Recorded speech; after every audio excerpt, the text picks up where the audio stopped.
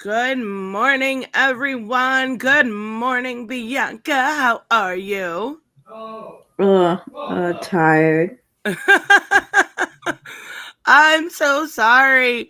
I was starting to I'm like, this isn't usually like Bianca. Is something wrong? Like, my brain always goes to that, but we are good to go. We have a good subject. So, I'm always like using inspiration when it comes to trying to think of new ideas for what we talk about in here. And I'm still got my mind on we released a video yesterday about a anthology called Let Her Be Evil. And it kind of inspired what we're going to talk about today, and that is the best written and the worst written. I'm not talking about like cuz I could add our my favorite characters, like I had to refrain from doing so. Oh my god, that's what it is, Bianca. Time blindness. There we go. Perfect Uh, excuse. Um, but like I had to when doing these lists, I had to refrain from just adding my favorite characters because I wanted to kind of dive into how they were written as compared to me just liking them. Doesn't that make sense? uh, yes. But also some were my favorite. But that's besides the point. But we're gonna talk about the best. I was actually able to come up with um oh, the gaming was hard because a lot of the ones, even when I was trying to look up ones maybe I forgot, like a lot of it was Resident Evil and stuff like that. Um I haven't played those games in so long. I didn't include any Resident Evil characters. Like I just included stuff that I've kind of went through more recently. I guess not. I guess that's a lie. Robert says, worst woman I've seen is that video I emailed you. Um, yes, I seen that this morning, and it was like a woman that took her kid out in the freaking winter with just a diaper on. But Some why? It's cold. Yeah, some people should not be allowed to breed. I'm just saying. I thought Some you were going to people. say breathe. Okay, well, that's a step too far, but you're not also wrong. And also, Punk, good morning. He says, hi, Bianca and Tristan. I'm going to watch for a while before I head to the gym and to the comic book store. The gym and comics are in the same shopping center. Convenient. That's friggin' awesome. That's nice. Wait, so are you going to sweat first or are you going to buy your comics first and then sweat? See, I could see like not wanting to go to the gym after or comic book store afterwards, but it also could be like your reward, right? Like if I do really well at the gym today, I'm gonna go to the comic book shop and I'm gonna allow myself to buy. You know what I mean? Like I do that dumb shit in my head. I don't know Yeah. why, but it works. It's like a motivator. It is. So we're gonna talk. Do you want to talk best or worst first? Because I think we should talk personally best because I feel like the worst is going to be a little bit more of a discussion. I don't know. There's nuance to both sides of it. You pick. Mm, you'll probably like my pick. So I mixed some video games and some comics together. I Same. was able to do that. So for my first pick, it was Melina Wait, for best or worst? for best. Yes.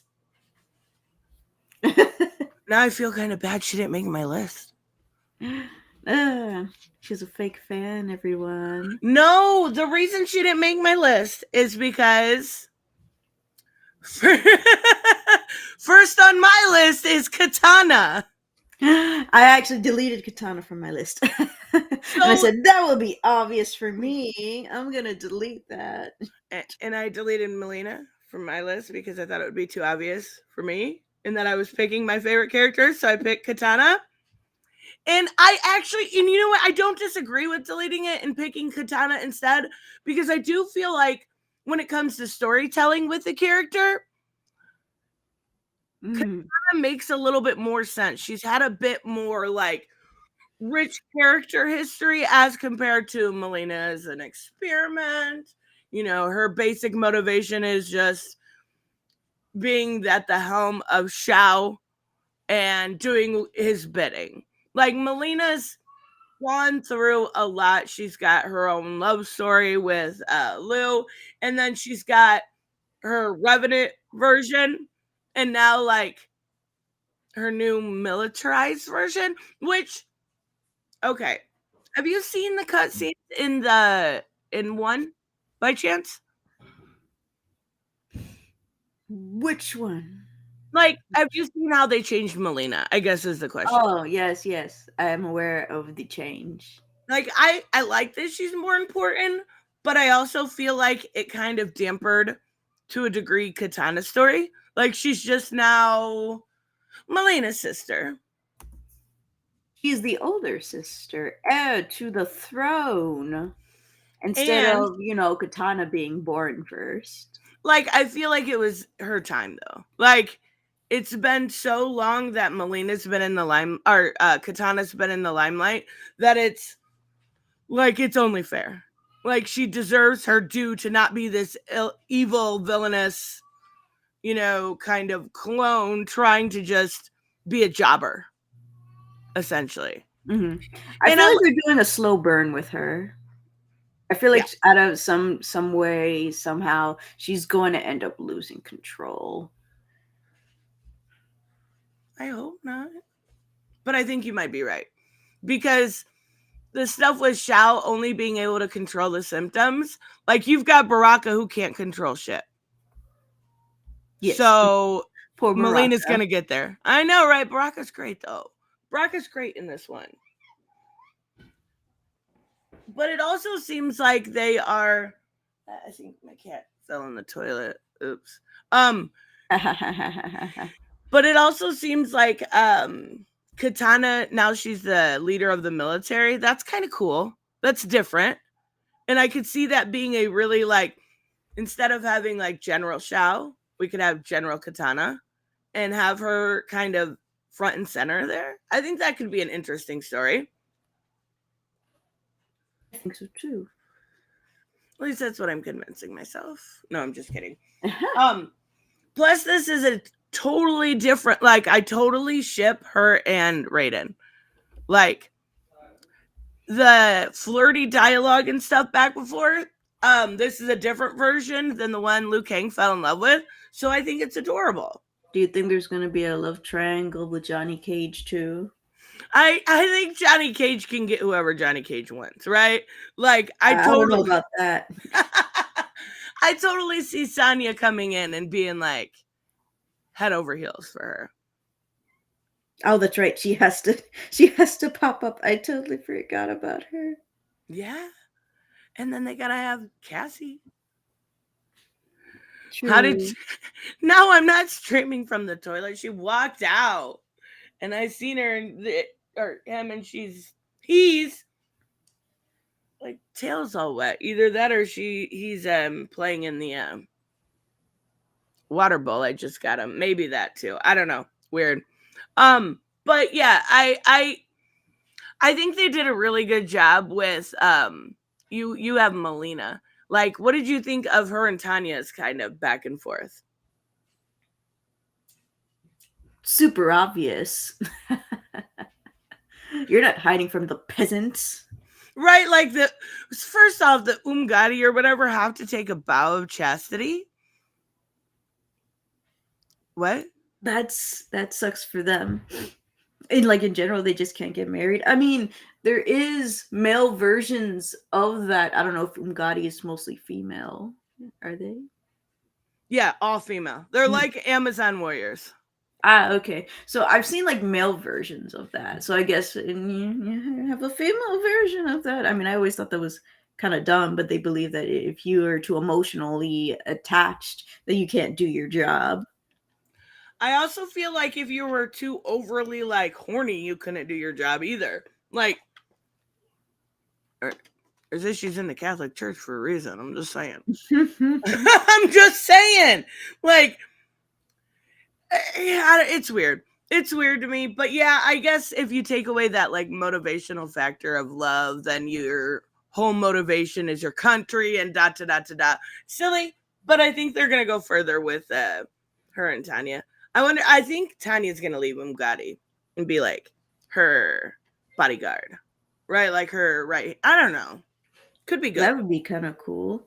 I feel just so weird about the word Umgadi because every time I hear Umgadi, I think they're about to break out in song or a rap. Umgadi, Umgadi, something like that. I don't know. Put some beats in there and you got a song. But it's just the way they pronounce it. You cannot, you are Umgadi. And I'm like, oh yeah, we're about to break out in song. Let's go. Oh my God. That never even crossed my mind. But now I won't be able to forget it. Now you'll think of me every time you hear the character say Umgadi. Oh my God.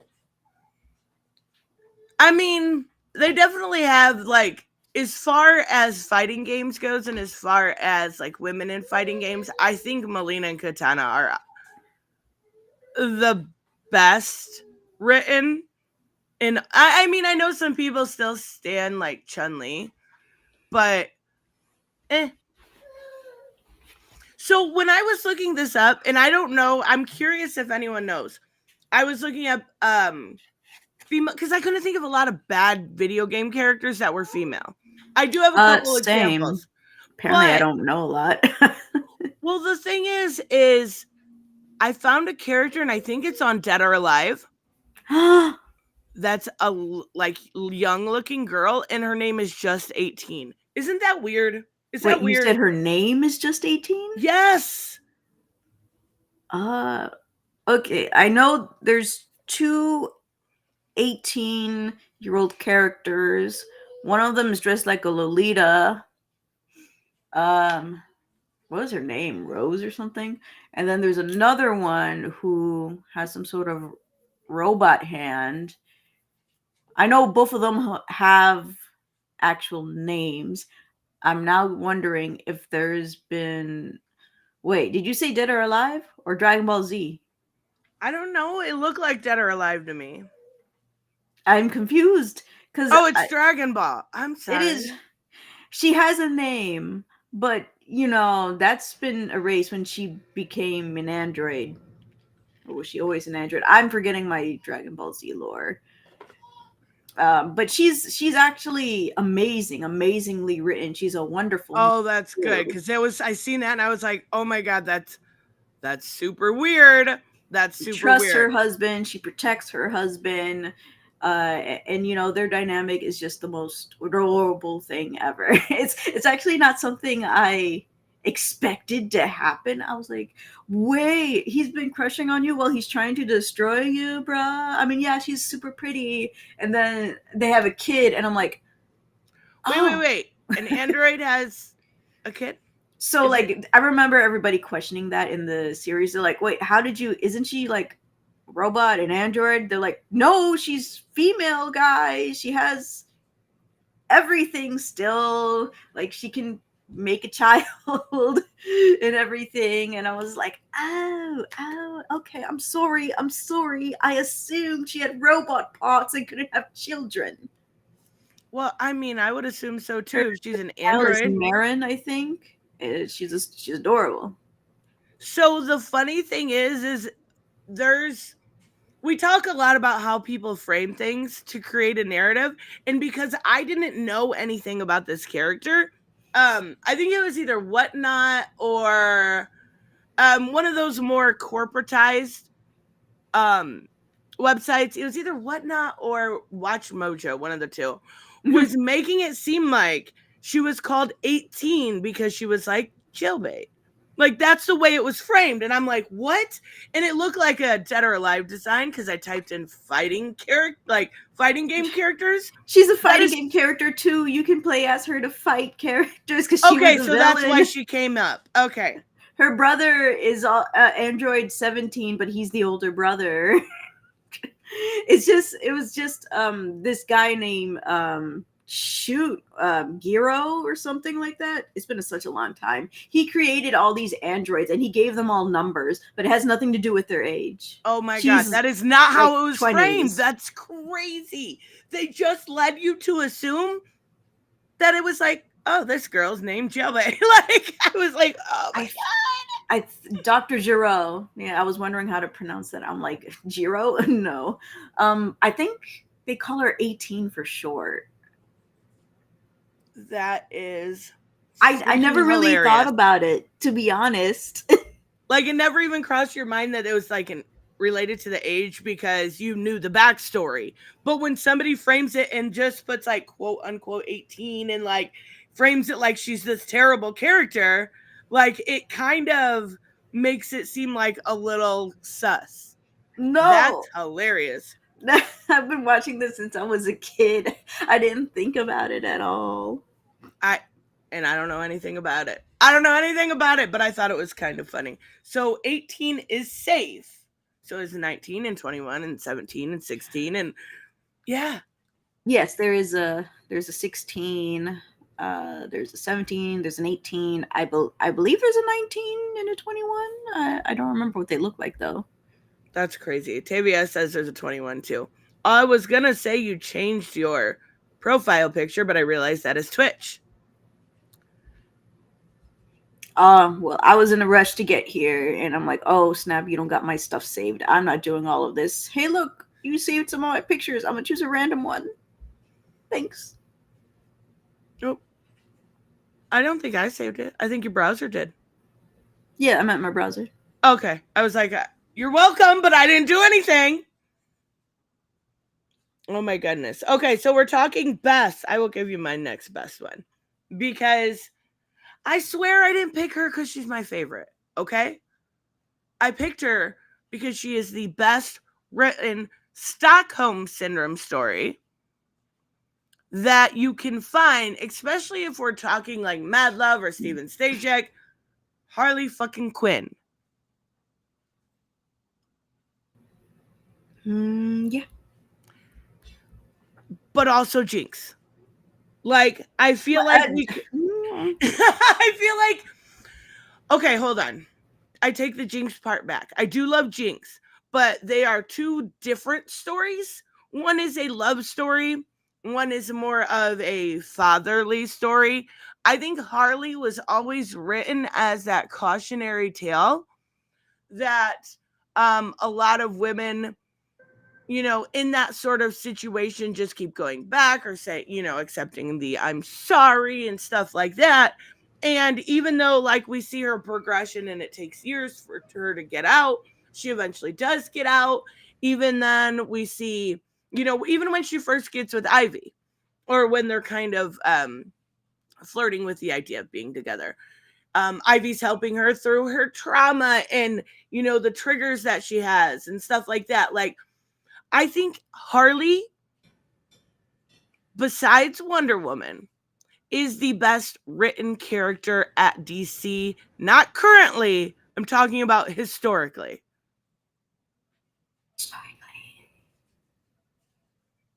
Wait, what? I was just repeating what you said with pizzazz. I'm sorry it's not Vixen. Vixen's really cool. But Harley has had a lot more limelight. But the Vixen webtoon's really good. But even so, like, Harley's got that layer of real life sentimentality. That's not the right word I was looking for. I don't even think that's a word. It's Harley's got the layer of caution. Harley's got the layer of there are women that could see themselves in that situation. Harley is not the most overrated comic book character in comic books. Otis. There's a lot of layers to Harley. And a lot of people just kind of look at Harley as like this, like, LOL, I am so random girl, when that is not what Harley is. If written by a like somebody like Stephanie Phillips, not Teenie Howard. If written by even though I get annoyed with like Jimmy Palmiotti, he can still write her in a layered way. Um, Written by Sam Humphries, written by Paul Dini, like when Steven Stachek. When written by somebody that actually cares about Harley, there's a lot of good that Harley can offer. Eat up! Holy shit, good morning. It's good to see you.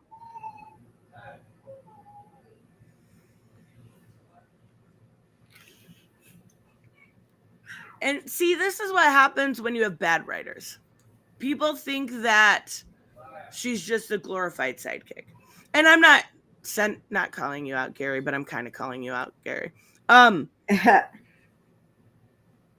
If written correctly, Harley is so much more. If written like a true fucking person, psychotic person, but still a person, she can be so much more than a sidekick. Like, she works as a sidekick. I love original Harley. Like, there was a very long time where I got into Harley, the stories where I liked her as Joker's punching bag. And then I kind of got sick of that trope, right? Like, you can only see it so much before it gets too much. And I like what they've done with her. Also, the animated series, I think, does a really good job of, like, you remember that episode where they go into her brain? Yeah. I loved that episode because I thought it did a really good job of, like, showing she's away from the Joker, but also she never really in subsets of her brain will never get away from that trauma that she felt at his hands. It was so surprising because there has been continuity of whether she willingly jumped into the Mm-hmm. toxic pit and then Joker pushing her into the toxic pit. And so she's like, how come, like, I know he pushed me, but then she recollects all her memories and she's like, I jumped in myself. It was me. It was my Uh-huh. decision. And I was like, aha, we're going over here. That was surprising. Like, she had built up that wall to make herself almost feel better about it, to think that she didn't jump in. And when she realized she did, it was kind of like that eye-opening thing. Like, she realized how much she was into him. And calling you out again, Gary, I actually don't mind the Harley, the original version where she slept her way for her grades, and the kind of more thoughty version of Harley, because I think it shows a lot of shows even more the growth. That, bye Todd, have a good day. Bye. It shows even more the growth that she's had since then. Right? Like, the Harley we currently have wouldn't fuck her professor for a good grade. It shows how far she's come since then. I don't mind that version. I don't love it.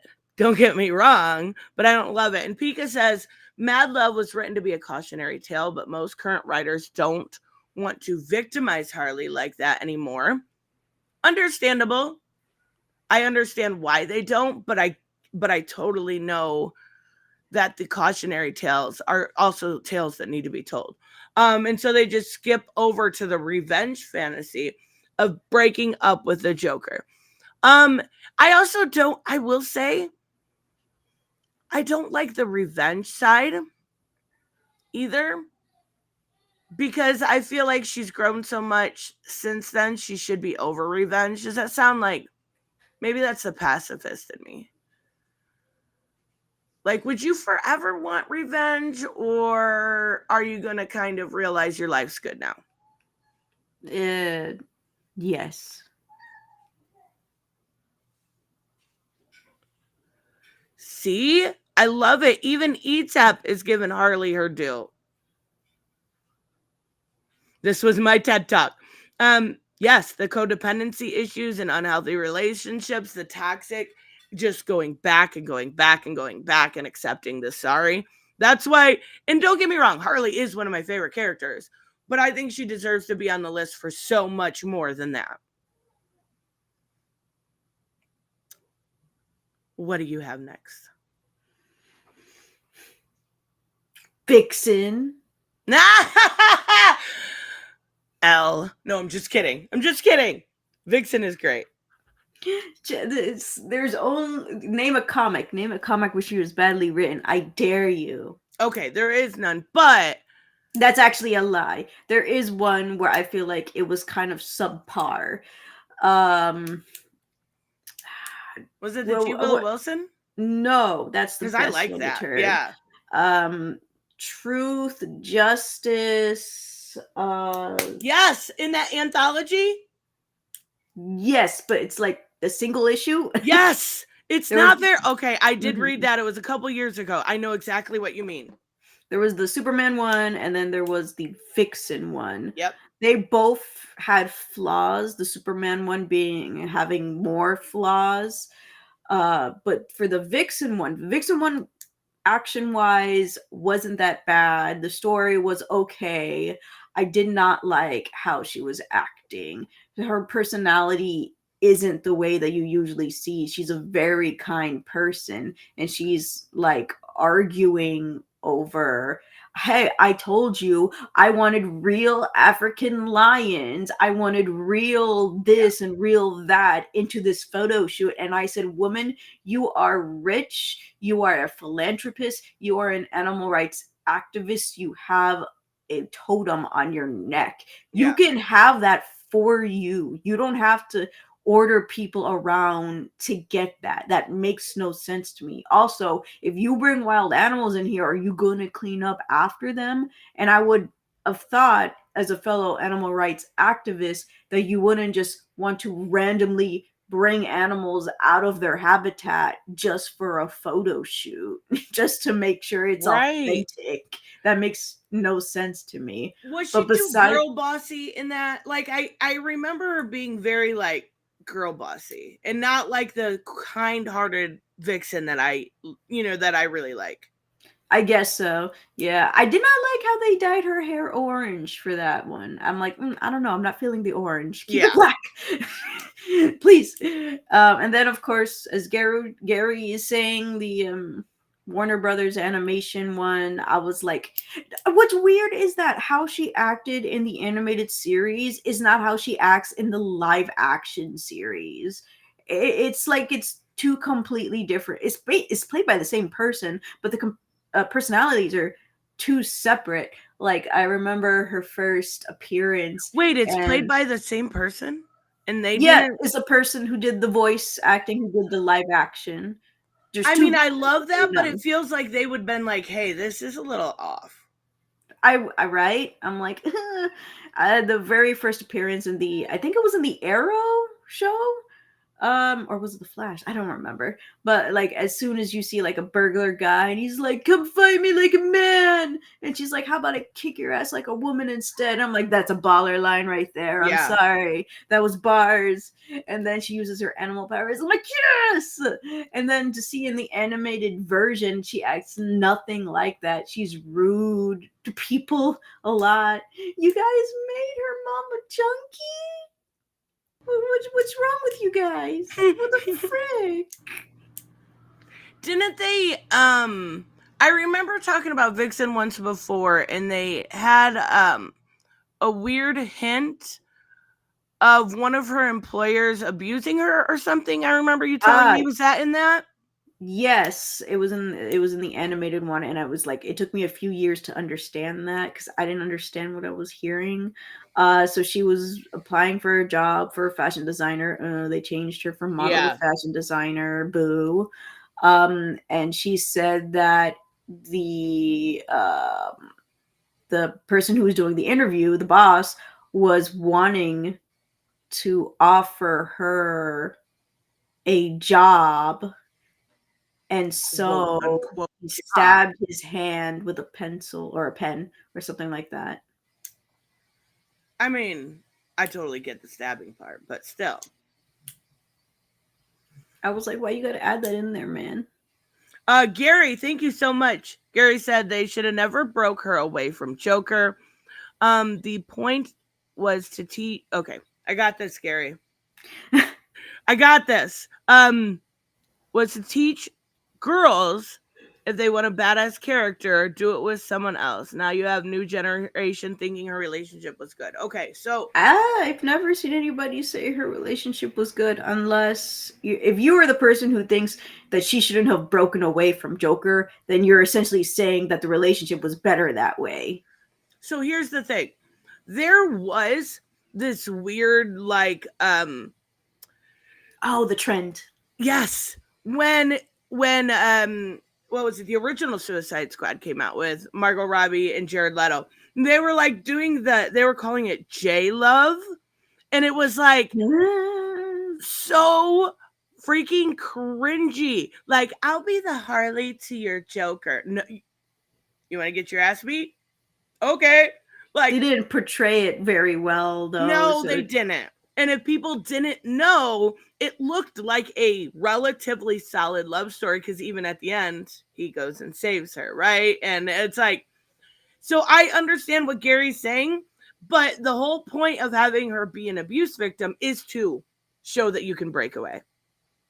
And you need that breakaway in order to show growth. You just can't have a character beat upon and berated for their entirety of their character. That shows no growth. lies, Reese. Vixen is still written good. Oh, She was in the Shazam comic. and I'll say it till That's I'm blue in the interesting. face. The freaking webtoon. It's And so good. I am behind on all of those. I'm behind too. I'm just But reading the adult ones right now. I'm sorry. Bianca's got her smut she's got to read. Robert, thank you so much. He says, my favorite comic characters are so many. Dr. Light, Kimio Hoshi, Kimio, Jubilee Black Cat, Revenger Rose Wilson, Zatanna, Common America. My favorite game female characters are Shepard in Mass Effect, Elaine from Monkey Island, Sindel. Sindel is great. Sindel is great. Depends on which version, but Sindel Bye, is great. Punk. Oh, bye, Punk. Have fun at the gym and at the comic book shop. Chun-Li, Sash, Of course, Lilac. Chun-Li. Yeah, ew. We're going to pretend that wasn't there. No, I'm just kidding. Freedom Planet. So many. I don't know about Mass Effect or the Freedom Planet one, but the rest, they all check out. Robert's got good taste. I don't know what Freedom Planet is. I know what Mass Effect is. Is Freedom Planet that one where it's got like the teddy bear looking motherfucker on the front? I'm pretty sure. I'm Googling it. Freedom Planet. Freedom. No, it is absolutely not. It is not. I thought it was something planet. It's got a teddy bear on the front, but no. Captain Planet. He's our hero. That was a good freaking show. I love that show. Okay, if we're switching, I'll say a gaming character because we've been doing comics. Okay, Ellie from The Last of Us. Oh, good pick, good pick. Ellie shows so much incredible growth. And not only that, you've got this, I love so she loves puns. I love that. I think that's totally adorable. Like, I love a good dad pun, and I love that they put that in there as one of her things she likes. I think Ellie, when they get down to some of my favorite parts in that. Now, my favorite part in one is when she's talking about her fears with Sam. And she's talking about, he says, what are you afraid of? You never seem afraid of anything. And she is kind of joking around. She's like, tarantulas are scary. like just kind of being silly. And then she talks about being alone and how that's her real fear. Like she is definitely, at least from what they know, the only immune one in this world. So it's very real fear that everybody else could die from some sort of cordyceps infection and she could be left alone. And I love that they include that. And then in two, oh my heart, when they go into the music shop and she sings "Take on Me" to Dinah or Dina. Oh my god, it's so cute. I love it. Ellie is. I have another zombie related character on my list, but I think Ellie is the best. Not gonna lie. You've never played Last of Us, have you? No. It's so fun. I don't play zombie games really. I know, I know. A lot of people don't like zombie games. I just realized that recently. Which is weird. Recently? Yes, I understand. I realized that recently. Yes. Yeah, but Steph didn't like him either. And I'm like, that's, you guys are weird, but Steph it's really fine. wow. Yeah, she said she's not a big zombie person. I'm like, okay. It's okay to have weird taste. No, I actually wasn't a big zombie person until The Walking Dead. It got me back into zombies. So I think, but I think Ellie, like, oh snap! I got bubble tea. Oh, I'm so jealous. I think Ellie is better than most. Wait, boba tea in a can? You never had it? Yeah, I have. That's a good idea. I want boba tea. But Ellie, I think, is better than even most of the Walking Dead characters. I'm not gonna lie. Because, like, I don't know. Because I really love that game. Shut up. They put a lot of brown sugar in this. Yeah, that, like, it's best when it's so sweet. I don't know about that. See, I don't like my coffee. Contains sweet, coconut. No. Wait, what's wrong with coconut?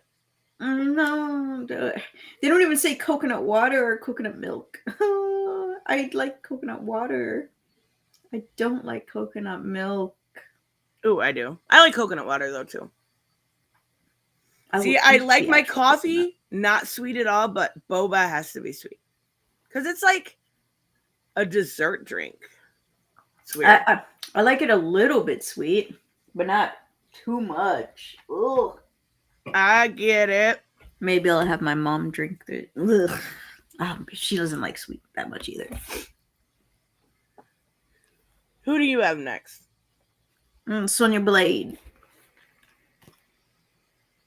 I like it. Your list is kind of awesome.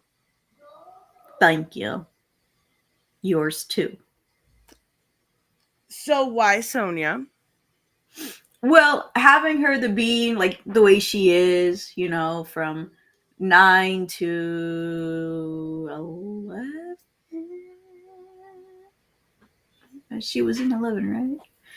She is definitely portrayed as a character with humongous flaws. I mean, that part in number 10 where I'm seeing so many people do playthroughs, and then everybody is just so surprised, me too, that, you know, they're not surprised that Johnny and Sonya would divorce. It's just that everybody, including myself, thought that Johnny would be the problem, when it turns out it was Sonya being too much of a jobaholic, to worry about her kid.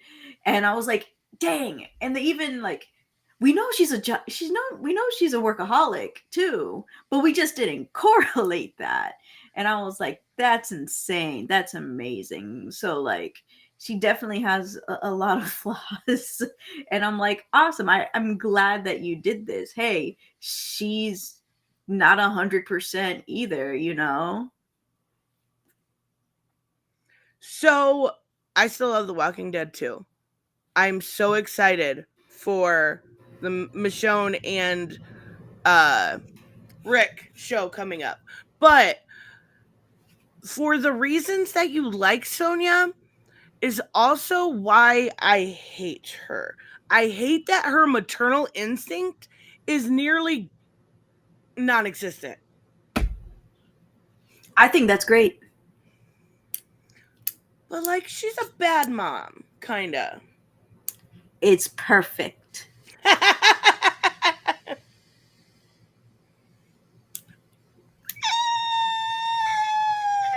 Sure. Like I know she's a workaholic. She's very, very, very much so into her like I'm gonna do this for my country kind of person. But it's not like she doesn't care about Cassie at all. Right, but like she fucked up her marriage. She fucked up like she basically made Cassie a daddy's girl. Which I found weird that Cassie wants to work with her. I mean, it's her mom though. She wants mom time. Is that why she's doing it? That's Not kind for of the what betterment of her country? No, I kind of always looked at it as she wanted to work with her because she didn't get as much attention from her mom, and this is a way to get attention from her mom. You know what I mean? Like kids Mommy will issues. seek attention whether it's positive or negative, and if she can get into something that she's really into her job, and she can get behind those lines and work with her, I that's how I always looked at it. Interesting. Robert said, Clement, shut the fuck up, Robert. That's on my list. Okay, the next on my list. Hold on. Before we do Clementine, I wanted Not for an ad. I'm just kidding. No. I wanted to address this all-topic question. How badly is the Madam Web going to perform, and thoughts on its casting and how they expect it to work as a standalone comparatively to Venom? So wasn't Venom billed as a standalone initially? Yeah. But like, why add him into the movie? The No Way Home movie? I don't know. I thought it was a good idea, like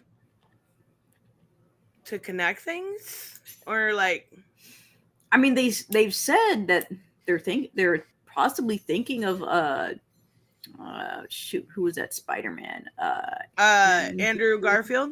Andrew Garfield. Like, oh, maybe we'll have him come back, and so he can be in this universe because it's the Sony universe, and we have Venom and all this stuff. And now I'm hearing that they won't. They're not thinking about doing that anymore. And I'm like, okay, sure. So I don't think Madam Web is going to do well. I don't think anybody's expecting it to do well. It's a movie. You yeah. expect good things? No, not really. I think I'm interested in seeing it more than I am like the Marvels when it goes on to streaming and stuff. Because I like the main character who plays Madam Web because she was in 50 Shades. Yeah, she was awesome. But no. Yes, she was. You're not allowed to like that movie. What I are you love doing? it. No, it's so good. It's okay. Not. Watch 365. Okay, embrace your inner smut. Wait, we already know you do that. Come on now. Wait, who was you talking to? I was talking to you. I said embrace your inner smut. I'm not. I don't like terrible movies. I'm gross. Okay, to be fair, I read the books first. That makes it worse. They're not bad. They're not that bad. Come on now. The reason he started a relation with her is because she reminded him of his mom. I know. And so he's doing everything to her, thinking of his mom. I know. It's so gross. Yeah. 365 isn't good. Movie isn't good either. But since you like 50 Shades and that's terrible, you'll probably like 365. Oh my god, that's so funny. But that's why I like, and I love the design. So in the trailer, you saw like all the Spider Women. Remember that scene where you see like they looked really good. Unless there wasn't like a new trailer, I don't know. I only saw one trailer, and that was like months ago. Yeah. I only I saw don't one remember trailer. seeing them in costumes though. Really, they looked really cute. Hmm. I'm in like the Wait, there's one was more up. than one girl in a costume? Yeah, there's like 5 of them. It's Who like are they? Spider Girl, Spider Woman, Spider Girl, and Are Spider Woman. they I from the don't know. comics? Or are they Yes. originals? No, they're all from the comics. It's like, oh my god, I know Robert will know. It's all the different versions of Spider Woman that's been out there. Oh, okay. Who's the black one? No idea. I know there was a wasn't Spider Woman black first? Yes. Okay, maybe it's that one then. Um, Jessica? Jessica's white. Yeah, but the original black one was also named Jessica. Oh, I didn't know that. So they just whitewashed her? Yes. Sounds like a Marvel thing to do. Not whitewashing, I just meant race swaps in general. But I mean, I don't think it looks awful, but then again, I'm a really bad judge. I think Craven looks better. I think they both look terrible. Well, la ti da. I wonder if because it's going to be women in you know, usually these are like pretty tight clothes, that it may do a few dollars better. Yeah, I mean, women in spandex do tend to sell. At least they used to until now it's called woke. Right? Like, so I don't know which way they're going with this one, but it looks very girl power-esque. So I'm assuming it's going more the woke way. Dang, the original Black Spider Woman belongs to the electric company. Shoot, how are they gonna, you know, give electricity to all the people? Just right? Spider-Man comic? What the heck? Sorry, Spider-Man woman comic. I mean, I feel like if it was up to Spider-Man, though, he'd give everybody that needs to use the electric company electricity. Especially since, you know, he poor. Yeah, exactly. Yeah. Exactly. I don't know. I'm curious to see the reviews of it much more than I am to see how the actual movie turns out. Because you know it's going to be like, you're going to have both sides. Oh my God, it was incredible. Oh my God, it was woke. And then the truth will probably lie somewhere in between. I think it's going to be terrible. Craven looks good. But it has No, the it guy. doesn't. Yes, it has that one guy. I'm not trusting a girl who likes 50 Shades. And Wonder Woman too. 1984. I knew it. Oh my God. Oh my God, that's so funny. Okay, so back to our list. Right. What? Whoa. I just accidentally minimized my thing because I was looking for Robert's super chat. This was next on my list. Clementine is also one of my favorite video game ladies.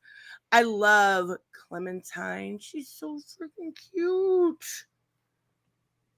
She's so. Have you ever done or watched any of the Telltale Walking Dead stuff? No. Clementine. Oh, wait, no, I did. I know who Clementine is and everything. Okay. Basically, like Clementine starts as this very young girl that Lee runs into at this house, and her babysitter has turned, and she's living like she's kind of taken up roots in her treehouse. And from there, we see the progression in 4 games.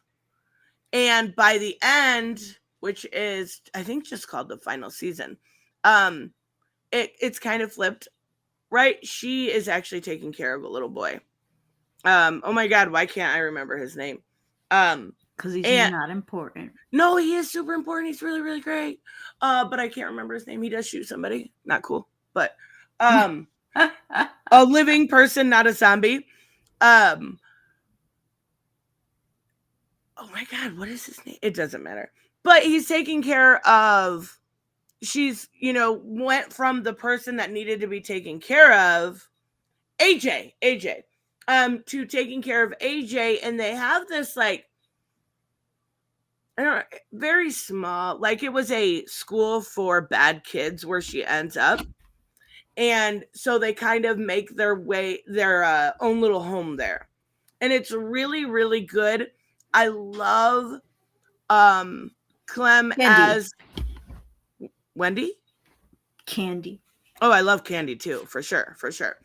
But like, and then they also have really good like side characters, which are mostly dudes. Let's be real here. Like the only character in all of gaming that can pull off a mullet is Kenny from The Walking Dead. It's Tristan. Oh my god, I'd die if I had a mullet. I'd die. But the only character, and Kenny's like the best character besides Glenn too. I love it. They're Wait, that's really, Kenny. really good games. Like the problem with Telltale is I wish they'd do like a graphics upgrade because their storytelling is really, really good, but it's always like subpar quality when it comes to graphics.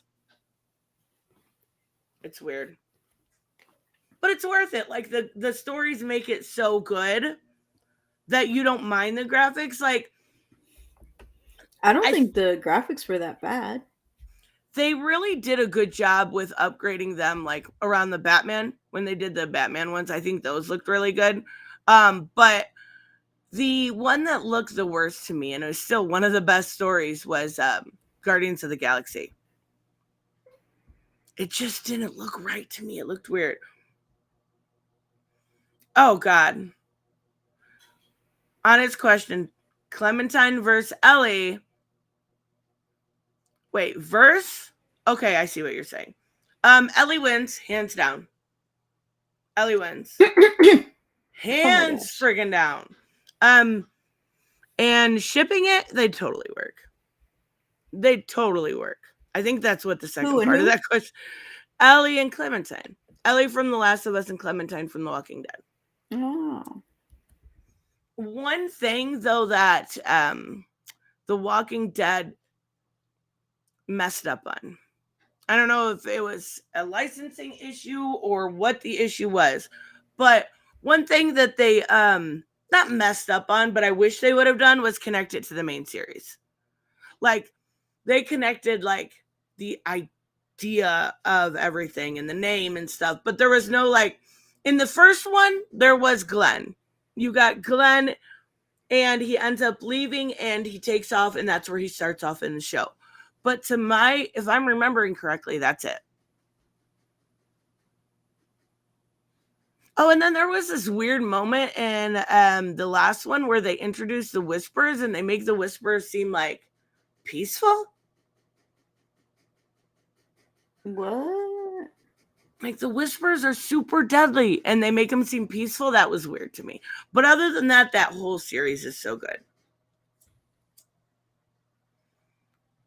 Robert says actually he wanted to do it, but they couldn't make it work. Clementine was supposed to meet Carl. Oh my God. Carl! Freaking Carl. Yeah, that would work. That'd be cool. So who do you have next on your list for best? I have Wonder Woman. Good friggin' choice. Why? When she's written pretty good, which I think is the majority of the time, like from her creation up until now. And then I guess with the Tom King stuff too, which I haven't read. Oh my God, it's so good. I'll get the trade paperback. She's just an inspiration of love and excuse me. My words are escaping me. Listen, I just made this list as soon as we went live. No! I was making it this morning. I thought I was slacking. It was me. I was the true slacker. But we should not be surprised, to be honest. That's true. Okay, so do you have a favorite Wonder Woman run?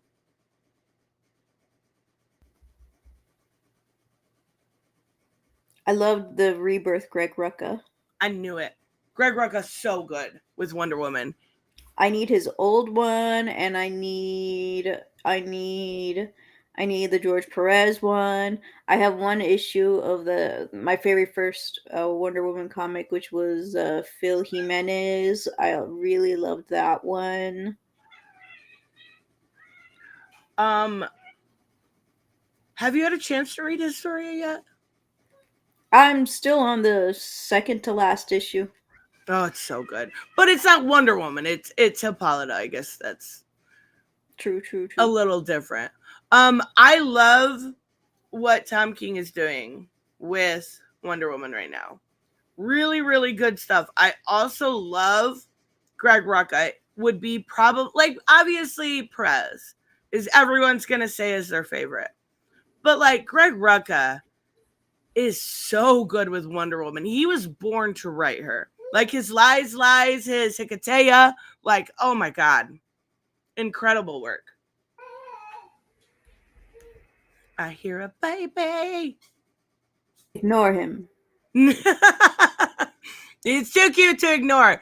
Gary, thank you so much. He said, I hate the new Suicide Squad game. It's okay to be wrong, buddy. But one thing that had me crying with laughter was King Shark smiling.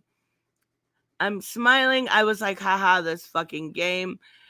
Haha, that cheesy fucking smile. Oh my God. Come on. It's good. It's a great cheesy smile. I love the way they did King Shark.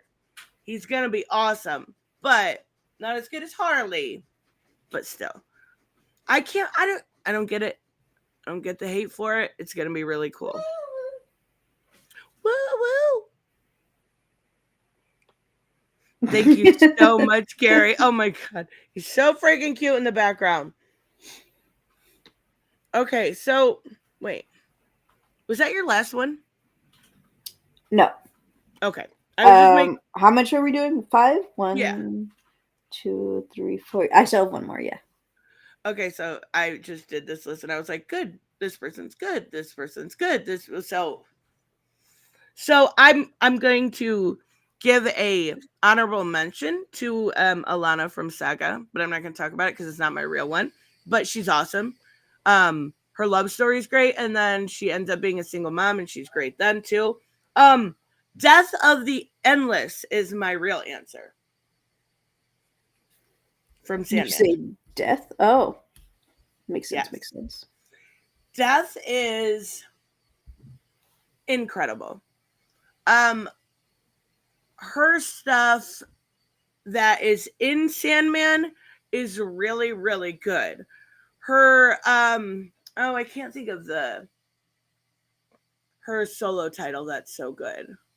Um it's really old. It doesn't matter.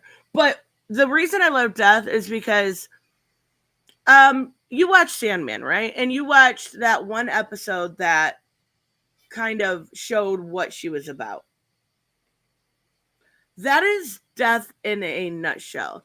She has the worst job of the endless imaginable and does it with a smile on her face. I I love that. Like, I love fat pigeons. Like, I love the way that she is. Whereas Morpheus is Dream, he should be kind of like where he. It seemed like he would love his job. He's got this endless, vast creativity in people's head that he can play with, create nightmares, create happiness and joy. Her only thing is to create death. Her only job is to end it and be that kind of ferryman for people. And she still does it with a smile on her face and with, you know, positive words like, oh God, that episode where she has to walk up to the baby, fucking bawling that whole episode. They did such a good job with it. Damn it, I need to think of the one storyline. It is like the high time. No, that's not what it is. The high times. What the fuck am I thinking? Um, um, um, what is her? And I know it's gonna be one of everyone's favorite runs because it's really, really good.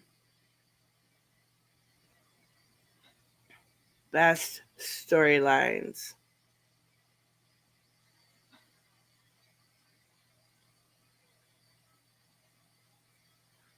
Of course, I can't find it. It's fine. The high cost of living. That's what it is. I knew it was something about getting high, but it was living, you know? Incredible storyline. Like, she came out and, like, so many people liked her just for her aesthetic. But it's not even just that. Like, I love her aesthetic, don't get me wrong. But, like, she also grounds Morpheus in a way. She's able to keep him sane. And she's, at least in my opinion, the best of the Endless. I love Death. She's awesome. Oh shit, Peak is counting down the hours till he moves. That's awesome. Nice. That's really, really cool. The high cost of living. Michael had it before I did. Thank you, Michael. It's such a good storyline. And I don't know why I couldn't think of it. I haven't read it in years, but I need to revisit it. I usually do every couple years because it's really that good. She's great. Um, you have one more, right? You said that? Yes. So Okay. this one is a three-parter, but I added them all as one since they're all from the same game.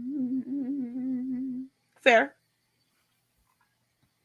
Um, I added Lady, Trish, and Nico from Dead or Alive. Not Dead or Alive, sorry. It's I'm looking at Dead or Alive stuff right now. I meant to say it was Devil May Cry. Oh, okay. Okay. They both have the D, okay? So I don't know anything about these characters. Tell me, tell me. Okay, so I guess we'll start with the first game, DMC1. Trish, who is also in Marvel versus Comcat 3 and the Ultimate version, I believe. You have Dante. He's like a little bit older, and this is should be before number 5 storyline wise. um, some woman busts through the door, throws her motorcycle at this guy, uses her electric powers to shock him. I think the motorcycle explodes. And she's like, "Hey, I need your help." And he's like, "What the heck?" He's like, "You tried attacking me. You threw a motorcycle at me. You shoot me with your lightning powers." But she looks familiar to him, and that is because she looks like his mother, whose Oh name is my. Ava. And she's like, "Hey, some demon stuff is going around. I need your help, or else bad stuff will happen." And he's like, Okay, most likely going because why does this girl look like his mom, and not for the actual reason. Turns out, shoot, what was the main demon guy? Mundus, something like that. So he's like this big demon guy, and he created her to look like his mother, to try and trick him to come to this place so he can kill him. But they ended up developing a friendship of sorts, and she, before he was, about to be zapped, she kind of like pushed him out the way and sacrificed herself. And he was like, "No." And then we have the, that most famous line that's still such a big meme. "I should have been the one to fill your soul with light, light, light." So funny, the echoes from PlayStation games back in the day. So on her, while she's on the floor dying, he gives her his sword from his father, Sword of Sparta, which is also his demon's dad's name, and then his mother's necklace as a protection. She comes back to life. I don't know how. And then, now they were temporarily a team, but she's like, "I'm gonna do my own stuff," and he's like, "Okay, bye." DMC3, Devil May Cry 3. we have another female protagonist, and her name is Lady. Lady is her real name is Mary, but she chooses Lady because I believe some sort of trauma stuff with her original name that went on in her life, and she is a demon hunter as well. And this one, it's technically they Dante and Lady met first. Because this was when, because in this storyline, Dante was 17, I believe. And so he was very reckless, has an obnoxious, arrogant attitude, all that fun stuff. And so they kind of met, they fight. He flirts with her a little bit. She's like, ew, gross, shoot you in the head. He's like, what the heck? That's when he finds out that he's not really good with women. That's a fun one. And then there's this whole point where they both have like a similar goal because their goal is like trying to stop somebody. Dante's goal is stopping his twin brother. Lady's goal is stopping the guy who's with his twin brother, trying to manipulate him, and it's not working so well. Semi working, I guess. Tricked him in a way that worked. And then they also become friends at the end of it, and their personalities are just all so fun. They're quippy, and they don't really take everything seriously. In the anime series, which was supposed to be Devil May Cry 4, around that area, I believe, and in Lady and Trish meet for the first time, but there's a misunderstanding, and so there's a fight scene with them. But in actuality, Trish knows what's going on. She just wants to test her abilities, while Lady has no idea what's going on, and she's trying to kill this girl. And Dante's like, "Hey, you both met," they were like, and Lady's like, "What the frick?" And then Trish is like, "Man, you took forever," and he's like, "I'm sorry." And he was like, "You know Dante?" And she's like, "Of course I know Dante. Do you know? I know you know Dante." And he's like, "What the heck?" And she's like, "Oh, you interested in Dante?" She's like, "Heck no, he's gross, he's disgusting, he eats pizza and strawberry sundaes every day." And she's like, "Oh, so am I wrong?" And she's like, "Yeah, you're dead wrong." And I'm like, "I don't know, pizzas and strawberry sundaes seem pretty good to me. I don't know, bro, but like." And then I guess there was a mistake on that anime where it hinted that Dante and Trish could possibly be in a relationship, but they were like, "No, no, no, it's not like that."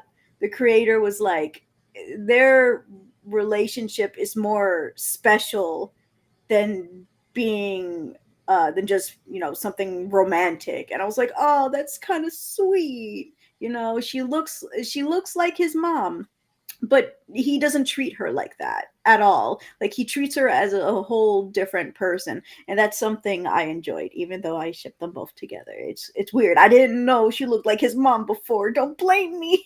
The lines in the not Mortal Kombat, Marvel Mortal versus Kombat. Capcom 3, it's they both start with the M. Don't blame me. In Marvel vs. Capcom 3, when they fight each other, the dialogue is extremely flirty. And I'm like, what the and I didn't and that was before I got into the Devil May Cry series, so I was super confused. And then I found out that she was made to look like his mom, and I'm like, whoa, it's kind of weird. But I'm really happy that he doesn't treat her like that. And then we have the new edition on Devil May Cry 5, which is Nico. I do not have Devil May Cry 5. I missed on the sale when it was $10. But from the I've heard really good gameplays, things.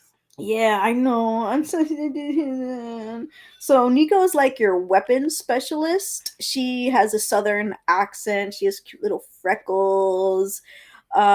She is a little bit more on the serious side. Very similar to, I think, Lady. Lady's also a little bit more on the serious side. I think it's because they're both people and not like demons or half demons. And so they're like, "Hey, we got to get this done. We got to do this and this." But they also play around. And she's apparently a great addition. Like, no complaint about her whatsoever. These ladies are awesome, are amazing. They're funny. They're cool. They're actiony. And I love them. They've That's never been awesome. written wrong.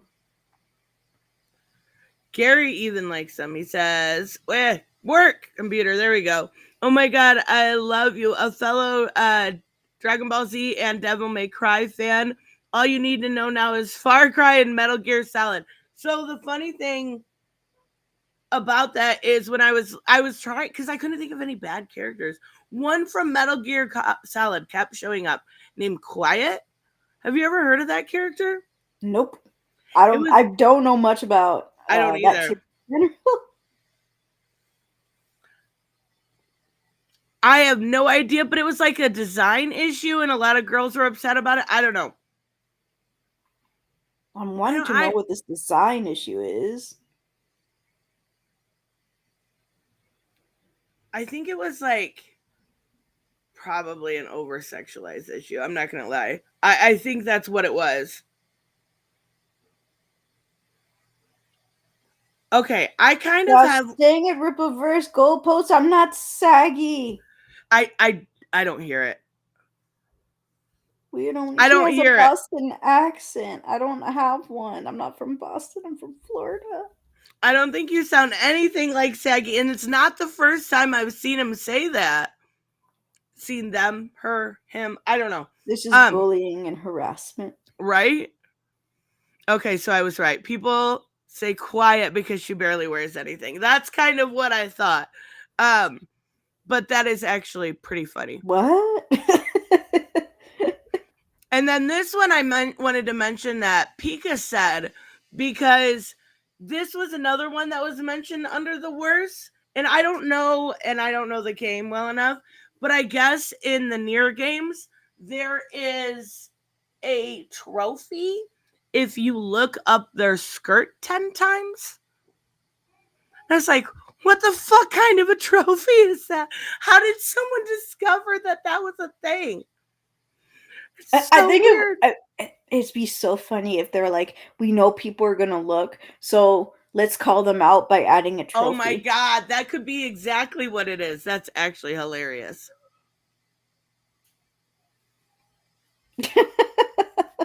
I mean, I'm just thinking about it now. it must be a good game if Reese likes it. It must be quality. Quality.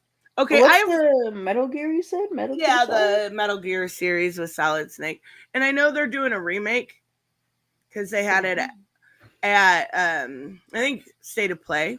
They announced it. I don't know if it's out yet. It could be out. Shit, I don't know. But it looked really good. I wouldn't know where to even get into the Metal Gear Solid series. And I also know there's a lot of stealth. Good morning, Black Phoenix. Good morning, Ingrid. Um, I also know there's a lot of stealth, and me and stealth do not go over so well.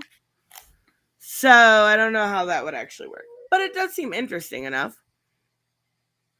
I have one before we move on to the bad. I have one group, so to speak, that I want to mention.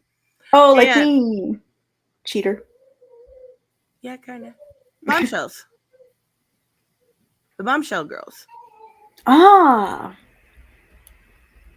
Like, I loved everything about bombshells. Bombshells, I love the oh, what is it called? Like their aesthetic. What is that? Like um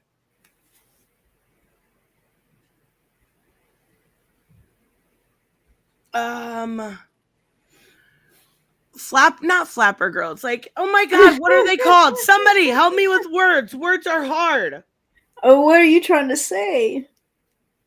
Like their look. It's like the 1950s style girls. Was it Flipper? Flipper Flapper? Flapper girls.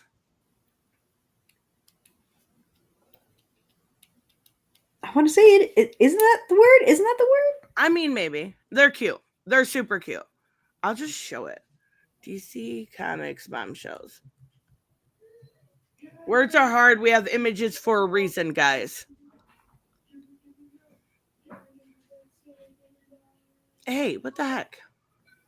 There we go. All right, let me share my screen here, guys. Gary says Nico builds metal arms that do different things for Nero.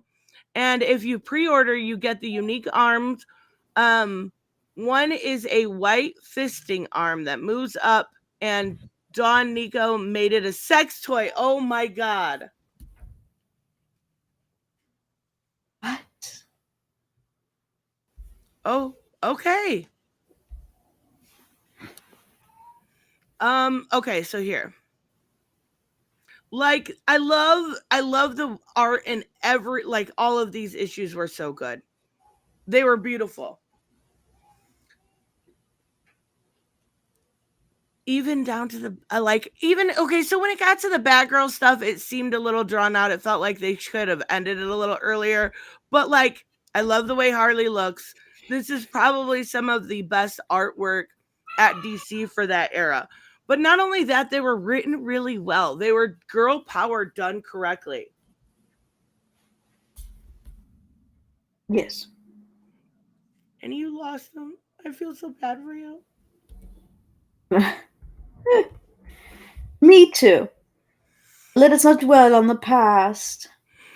Black Canary, so freaking cute. I love Mira. Mira actually had kind of a front and center in this, which was really nice because usually she doesn't.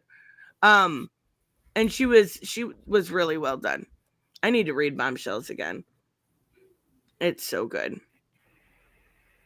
I don't know what this time period is called though. That's what I'm trying to think of. Everybody's saying Flappers is 1920s. Yeah, I think it's Oh. after Flappers, like wartime. Like I don't know, adorableness, adorableness, 40s glamour. That's what we're gonna go for. Michael says 40s glamour. I love. Wait, you weren't seeing the screen the whole time? Oh my Oh, were we supposed to? god. Mm-hmm. Oh, dang, I didn't know. I had the screen shared and I showed a bunch of examples and I didn't even share the screen. Freaking Restream does that to me on a normal basis. See, here's uh oh my god. Mira, I love the way they look. Like this Wonder Woman's outfit's my favorite though. That's so freaking cute. And they all got their own similar intro, but different enough. Similar that it belonged in the DC universe, but they were able to take a little bit of creative liberties with it. I think it was Marguerite Sauvage that did the art, if I remember correctly. Oh, this is, yeah, Marguerite Bennett is what I meant. Yeah. And then Mirka and Dalfo, and that's Laura Braga too. That must just be the cover. Beautiful, beautiful art. Beautiful story. Restream it. Pinup Girl. There we go. There's another way to put it. I love it. Such good stuff. Now we got to go to the bad. The bad, the bad. The bad was harder to come up with. Yes. I've been trying to think of it all during this entire stream, actually. I was like, the easies were easy. The hard ones, I was like, oh, frick. I don't consume a lot of bad content with women who are written terribly, but I will try my best. So I was, you know what? I was able to come up with a few, good enough. Like, I'm very picky when it comes to what I consume. So I try to avoid the bad as much as possible, right? Like, it's easy to avoid stuff that you don't like if you can do 5 minutes of research. So I was able to avoid, I've been able to avoid a lot of bad stuff, but I was able to come up with enough that were at least in games. Like, okay, have you ever played Until Dawn? No. Is that So horror game? yes, I've seen gameplays. there is a girl on there that her name is Ashley. I think her name's Ashley. I have it written down. I'm making sure. She's so annoying. Like, her whole time, all her shtick is whining. That's it. Her whole shtick is, oh my god, I'm so scared right now. Someone help me. Please. Oh my God, what are we going to do? That's it. That's Ashley in a nutshell. I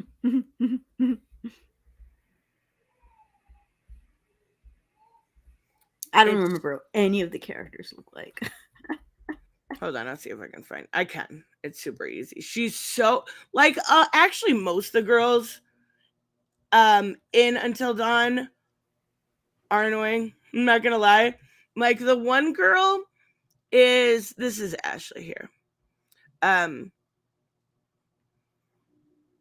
and her voice, oh my god, her voice is so bad. Um most of the one girl in this, and I think her name's Jess, I'll show you. She actually doesn't do anything. The entire time she's a damsel in distress till the very end, where she's likely gonna die. She was fucking terrible as a character. Both of these characters were terrible as characters. But the game Are you is so sharing the fun. screen? Just in case. Wait, you can see it, right?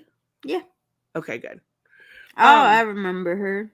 Oh, so annoying. Like she's just like the insecure thought that's like, oh my God, Mike, we're gonna go have sex. And then gets taken and you don't see her till the very end. And that's it. Like it's really, really dumb. Like she's not a good the only good wait. This is explicit? Okay. The only good female character in this, really, I'm gonna honestly say, was Hayden Panettiere's actor or character named Sam. I think her name was Sam. She was really good. The rest of the female characters in this were clearly written by people that have never talked to a female in their life. Whatever. It's okay to admit it. Just get somebody else to write it. And the one girl, Emily, is like, oh my God, she's the worst.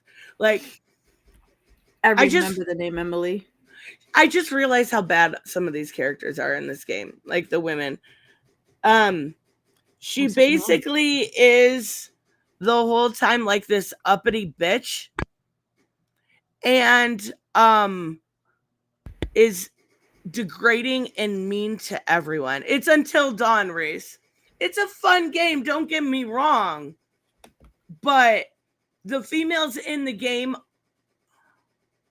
are not very good. It's just at all. They're super annoying and their voices are going to be even more grating than they should be. That's so bad because it's actually a really good game. Yeah, it is. Did you finish it? Yeah. It's a really good game. Nice. I like it. Except for the females. Fuck them females. But not that way. Yeah. I mean, if you want, I won't knock you. I'm just saying. Okay, so what do you have? I have for my number one, Wonder Woman. Wait, hold on. She's on your best and your worst? Yes. Explain, lady, explain. Because even though we've had many good ones, we've also had many bad ones throughout the years. Not everybody can write or understand Wonder Woman, what she stands for, and how you write a woman. Jeff Johns! Facts! And when they write her terrible, she's really freaking bad. Really, really bad. I think also, wasn't it Frank Miller that wrote her really bad too? Oh, we do not talk about that in this house. I think Jeff Johns can write so many characters, right? Jeff Johns can write a wide variety. Wonder Woman is his weakness, and I don't know why. It's like, she has a pretty standard premise, you know? I think it's pretty easy to understand. I think Wonder Woman is an easier character to write than most people would look at somebody like Superman, right? But I do think there's a lot of layers because she's got a lot with the Amazons, and I don't think she would necessarily be super easy to write. But I do think like some people. Okay, so a good example of bad Wonder Woman. Do you remember the Wonder Woman? Brian Azzarello, I believe it was. Yeah, New 52. Oh God, what were they thinking? I heard it was so good at the start, and then they just botched it for some reason. And I'm like, oh, you had a They, good they thing they raped going. men to have more babies They wanted to and be then more killed the men. mythologically accurate, I guess. I guess, but it's so unnecessary. Can you imagine if it was like reversed? Yes. Oh my God. Reminds me of a webtoon I read like 6 chapters of, and then I said, I can't anymore. It was really bad. Yeah, no. Even Black Phoenix said, yeah, pure garbage. Pure fucking garbage. I don't know what they were thinking with that. Okay, so this one might be a little bit of a hot take.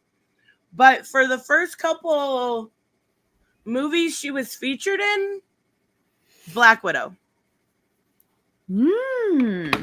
For movie version. Yeah, in the Is she being reason used in the comics right now? I have no idea. No clue whatsoever. Fail. The reason I say that is because wasn't she introduced in Iron Man 2, I want to say? Yes.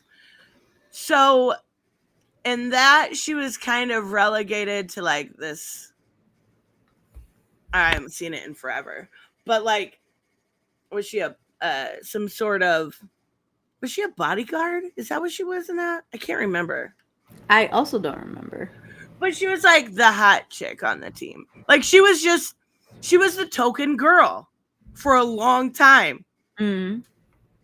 And not only was she the token girl, she was literally they didn't even give her her own movie first. Like talk about disrespect. You have this girl that you claim is a valued member, blah blah blah blah blah. And don't get me wrong, some of her writing was really good. I liked the stuff with Hawkeye. I didn't necessarily like the stuff with Hawk, but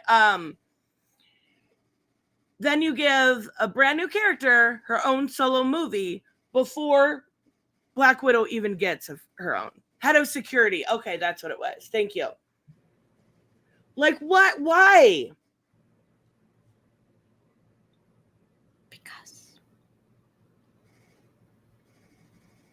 Because she was the token. Mm-hmm. I don't know. I think they could have done a lot more with her had they introduced her as head of security or whatever. That would have been fine. But then expand upon that, have it go out into its own thing where you get the story introduction of the Red Room, where you get the story introduction of how they made her, because I know people didn't like the Black Widow movie, but I liked some of it. I liked it a lot. Have her introduce Yelena at that point, have that whole idea come about, and then you could have had that team in Infinity War. You could have had her family come about, and she wouldn't have looked like just, oh my God, eye candy. Our eye candy's here. Look at that booty. Like, there's nothing wrong with eye candy at all, but they have to have some sort of substance to them. Oh my God. Fucking James. Head of security. Just think about it. Oh my God. Robert says blame Ron Perlman. I remember his things that he got that said about women, and I remember some of what he said about people of color. I don't remember specifically. It was very much the belief that because Supergirl tanked years ago, female comic movies will never sell. Now, I'm not. Female comic movies will sell when they're written correctly, when they are characters that you maybe like I said when she was introduced that you grew to love her. Even a brand new solo movie would work if the hype is right, and it could have been really good. Black Widow's such a better character generally than somebody like Captain Marvel, but don't have her be the token. Does that make sense? Yes, side by side, but not tokenized. And then now it seems like they killed her in, what was it, Endgame? Which sucked. They gave her the Prelude or whatever movie. She should have been the one not killed, for one. She's a much more popular character, I think, than Hawkeye. And she should have been leading the team now. Like, if you're gonna make her that token, give her a fucking prominent role afterwards. Does that make sense? Like, give her something big.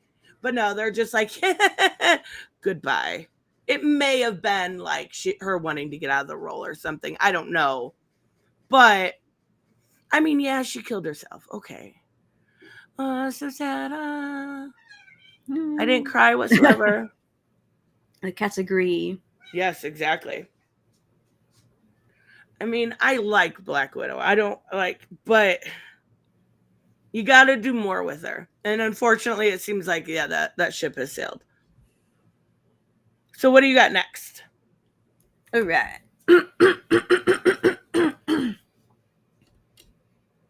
This was really hard. I put Chronica. Oh, now you got to explain.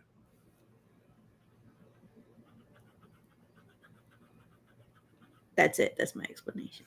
That was a great explanation. I totally understand where you're coming from now. This was hard. I just find her annoying. I just put it down there because I find her annoying. It's her lack of cute outfits, isn't it? Sure, we can put that as the reason. And like the fact that they gave her a bald head. Listen, the bald look is in right now. I don't know what you mean. Like there was actually quite a big subset of Mortal Kombat fans that didn't like Chronica. I did. I thought it was pretty well done, and it at least explains, like, with the Sands of Time, her being the keeper of time. Now it explains why one is able to work, but I don't think she was that bad. I don't think so I'm trying to think. Her motivations was to make a perfect timeline, and it drove her mad. Wasted character with potential. Are you talking about? I feel like that describes both Black Widow and Chronica, though. Like that's Black. What was that? Like it Black Widow. I can talk. I promise. I feel like they also kind of did that cheap shot, like in #1, and pretended it was her, and I still don't understand it. Because so she shows up in 1 for like a second right here. Like, this is what she looks like. And I actually like this design. I think it looks a little better. She's got a little pink on her lips. It's adorable. But then later on, they say it was Draman? I don't remember who they say it was. And it wasn't. Oh, it was Shang Tsung. Okay, I had to remember my lineage in my head. Okay, never mind. I made it make sense. And why are you guys going crazy this morning, you jerks? I don't know. I like Chronica. I don't hate her. Oh, you know what I feel like a better one is? If we're talking about MK11, Mm, Devora. no. What? Stop it. No. Devora is the worst Mortal Kombat character ever He created. is amazing. Why do you like Devora? Because she's awesomely evil. Let women be evil. Ah, fuck. You got me there. But she kills Melina. And that's great. She gave us Melina lips, though. Ew, what? You didn't like Melina's lips? I never liked Melina's lips. I try not to look at that, so which is why every time I put her in a costume, she's always going to be wearing a mask. No. Oh my god. Okay. Out of control, Bianca. Gary, thank you so much. He says Quiet was a sniper that got set on fire. They fixed her skin and they gave her a virus they programmed to kill English speakers. So she doesn't talk.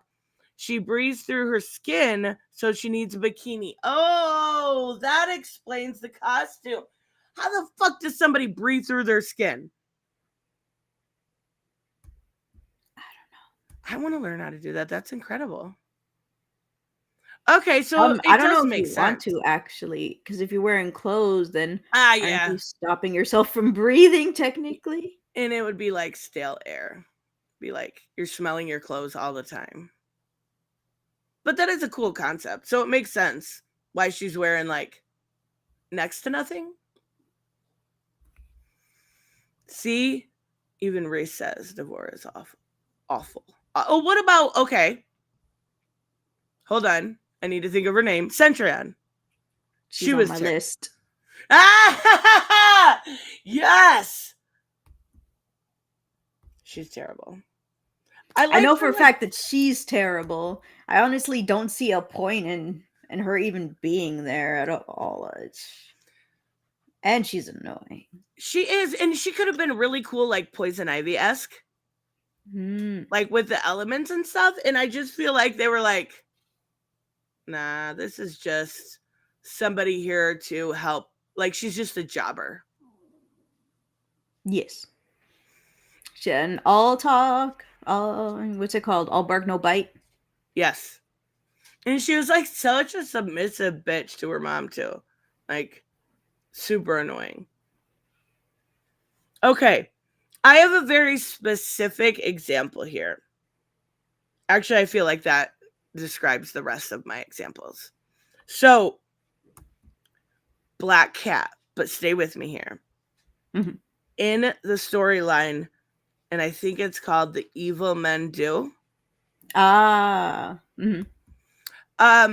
This I is could have sworn Catwoman had a title, even something similar to that. maybe I don't know specifically, but like this is something that we talked about in our video. Like this is how they make women either a villain, an anti-villain, an anti-hero, whichever way they're going, they abuse them. And generally when it's women, they're going to do some sort of sexual abuse. And it's I'm not saying it's impossible to do. I'm not saying it's impossible to do, but it's not something that I'm going to read or review favorably. Like, I know some people can handle it, I cannot. And then there was also the weird storyline, or am I thinking Gwen Stacy? Where she had kids with Osborne. Ugh. Yuck. Robert says I went over that story with Bianca. She didn't hate it. I'm not That's true. saying the whole thing is bad. I'm saying the idea that in order for women to be bad, they have to have something horribly done to them, usually at the hands of men. Let women be evil. Mm-hmm. That's right. Just let her be evil. Not in her case so much, but like a little bit. And that also kind of brings, like, not cutting here, but like, I also have Sue Dimney in Oh, Identity Crisis. you said shoot, why am I thinking Jimmy Olsen? Norman Osborn, right? Yeah. That's Gwen Stacy, wasn't it? Oh, yeah. See, I wasn't sure which one it was. But still ill. Still ill. Oh, God. But I also have, like, so these are gonna make my list. They're just gonna happen because I don't like the storyline. Sue Dibney when she got raped in Identity Crisis, like by Dr. Light. That's why. Mm-hmm. That's why.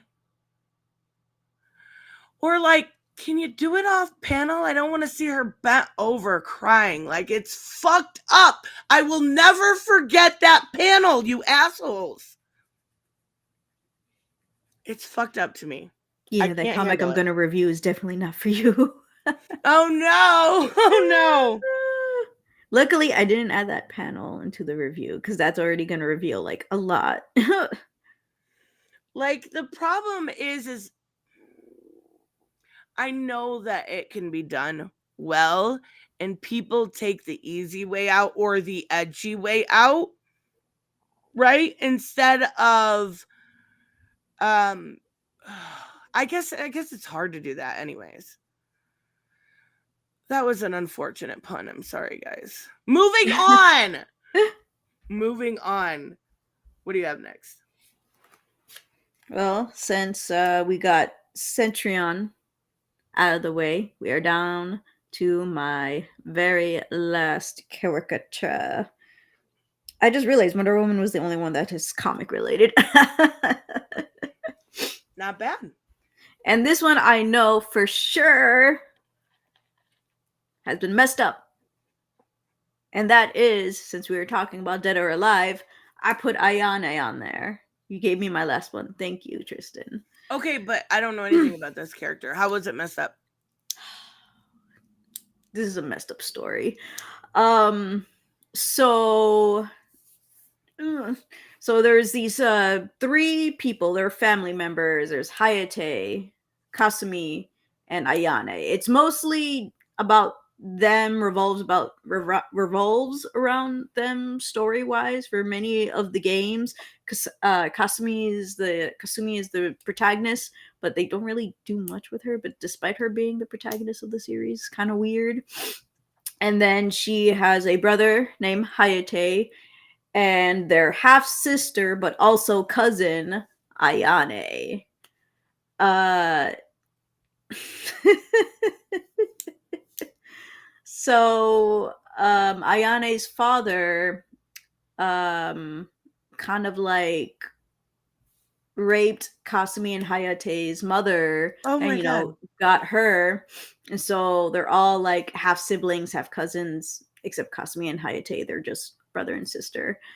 um Her whole story was about her being called the demon child because she had the purplish hair, and because of the raping incident and everything, and they kind of kept it away from the kids, and they were isolating her a lot, and she didn't know why. She also developed a jealousy towards Kasumi because she was considered the pretty one, she was the great fighter, she was getting adored and all that stuff, and also got the brother's attention. I'm not gonna get into the whole thing. Yeah. That sounds very incesty on all of their parts. It's really freaking weird. um and they I guess they're kind of like Sub-Zero and Scorpion in a Mm, way. Like, you have to have them fight in every game. right. So Hayate was captured, and the clan rules is like, yeah, don't go after him no matter what. And Kazumi was like, yeah, but that's my brother, so I'm gonna go anyway. And so because of that, she's kicked out of the clan. Hayate and Ayane's mission is to, get her and bring her back so they can, so she can be punished in a way.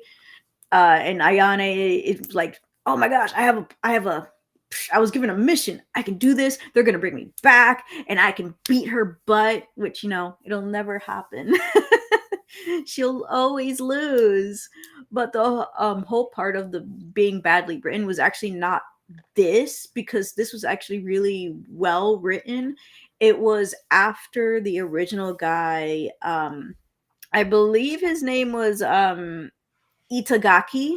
After he left, that's when the game started going downhill story wise and actually hurting Ayane. They, I forgot which game it was. I know it was probably Dimensions or After Dimensions, but they kind of changed her entire story. They changed her motivations, they changed why she did this. And I was like, what did you do? You like she's like kind of like a tsundere character Mm-hmm. that's it's not what I got I believe 4 and before, but 5 and after, that's what I got. So because I played more of that, I thought she was always a tsundere kind of character, but she's actually not. She's a character who has like a lot of trauma and a lot of troubles, and it's always hard for her to make friends and everything. But in the retelling of the story, she's mean to everybody. She's wanting to punch people, slap people. She's wanting to beat up people for no reason. She gets so antsy and whiny about everything now. And I'm like, what are you doing to this character? You literally have her story. Her story is available, and you take that story and you purposely change everything about what makes her her, what makes her a good character, thus ruining her potential, because it took her a very long time to get to the point of, her and Kasumi are not fighting anymore. They're kind of Mm-hmm. like okayish with each other, but you're completely changing that part of her history and you're ruining her. What are you doing? She's her move sets are incredibly fun to play, but also kind of hard.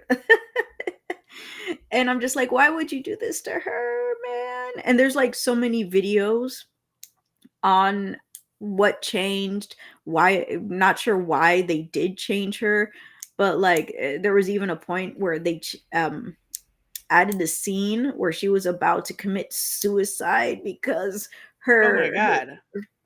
her half brother cousin Hayate looked like he hated her, and I'm like, yo, don't add that in there, man. It's not that deep for her. Oh my It's god. never been that deep. Let's chill.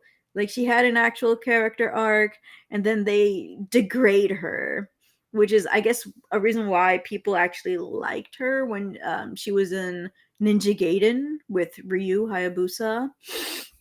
Excuse me. I am so like shocked that there was this much backstory. I had no idea. Yeah, I remember playing the third game, and I had to kill my own dad. And See, I'm then not the only one. Gary says I didn't know DOA was so. I had no idea. you don't really see it in um I have DOA 5 last round, but I heard that one was not good storytelling wise, and I Mm, heard number 6, which is the one that came out a few years ago, was even worse. But like 4 and before are great.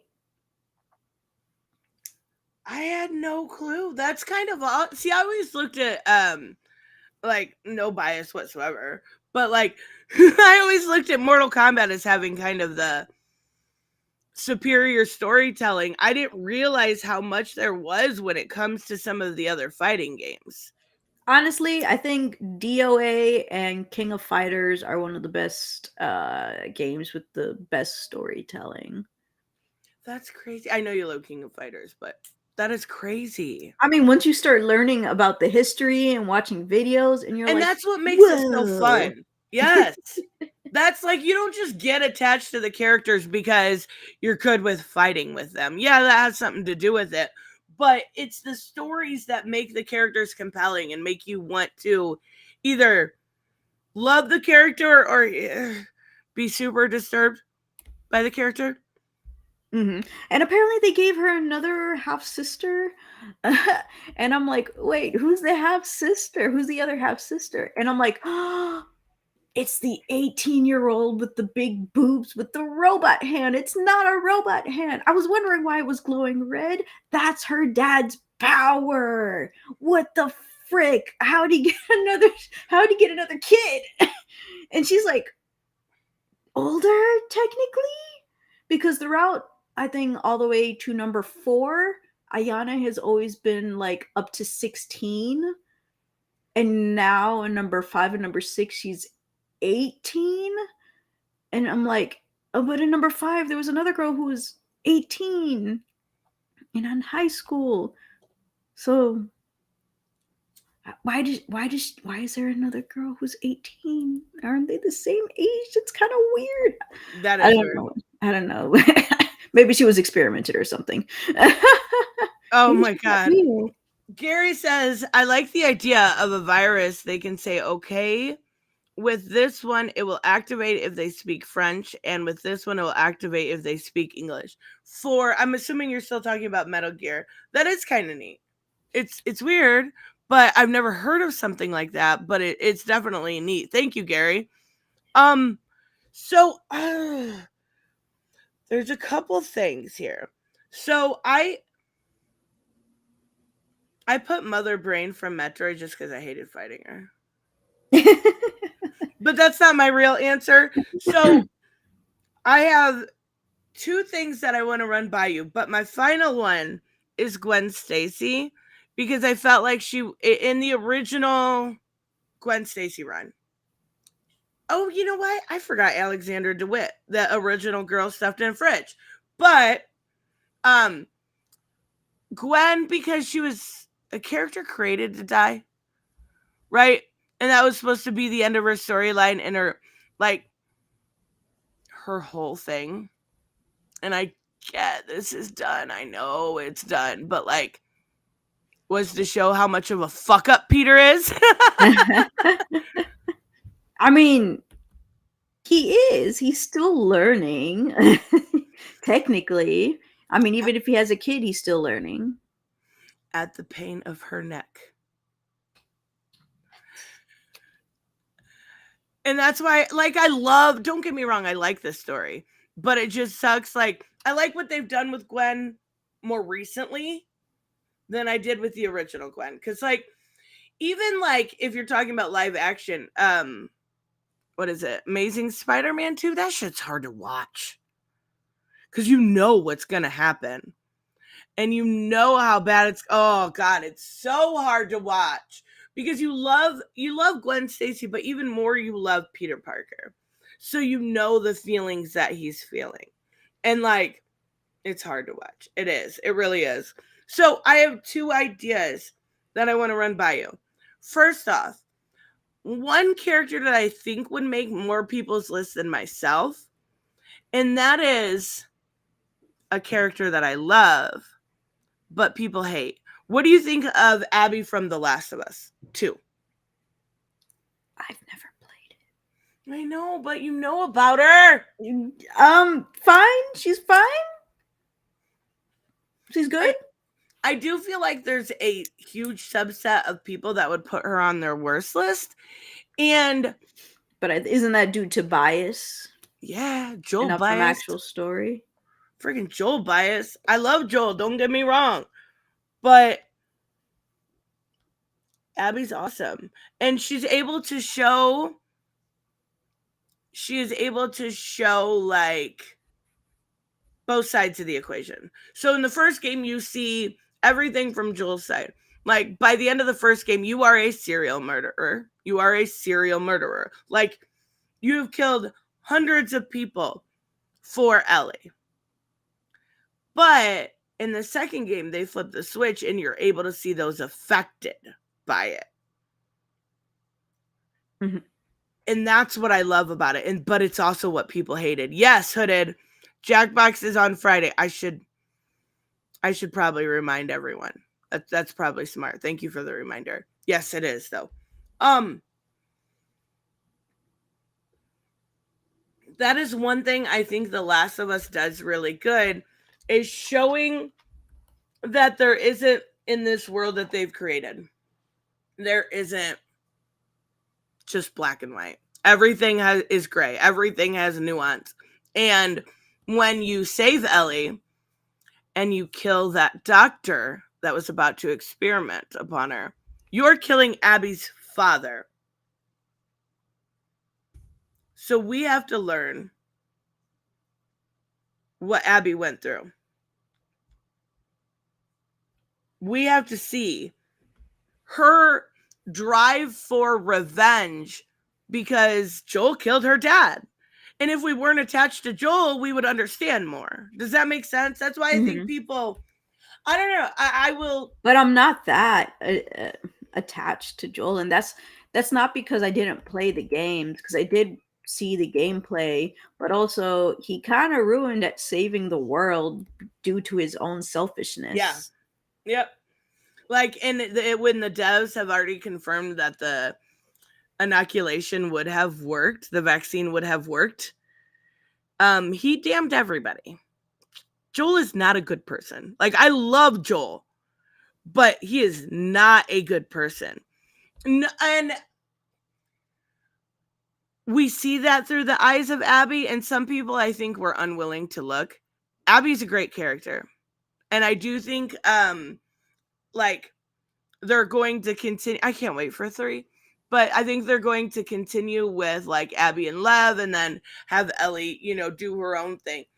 But I don't think they're going to go that like edgy again, right? Like, I don't think Ellie's gonna die in 3 or anything like that. Top 5 games ever. Last of Us 2, I'll be the first to say it, was so much better mechanically and storytelling than Last of Us 1. It is the superior game. I'm sorry. I know I see Gary call me a traitor. It is so much better. Like, Last of Us 1 is very linear in that sense. At least with The Last of Us 2, you still have you've got a few more mechanics added in, and you've got a little bit more freedom to roam and do some stuff. I love it. Love those freaking games. But also, I wanted to ask, I think we're forgetting the real villain here. Me. Corporations. Yes. Like, the real villain is the faux feminist, or whatever they want to say. Like, they're like, oh, we've got 20% women on the board, and we've got this and this and this, while they're abusing women behind the scenes. Like, Underpaying them, not listening to them. not, there's a lot of them that wanted to do like, oh my God, what are those called? Unions, denying them their right to equal pay. Like, the real fucking villains are the corporations that are playing like puppets with their fans' feelings.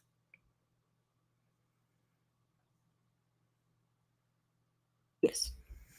Pika says, I still refuse to believe that Jerry could have made any cures. I think they've confirmed that. They've actually confirmed that he could have.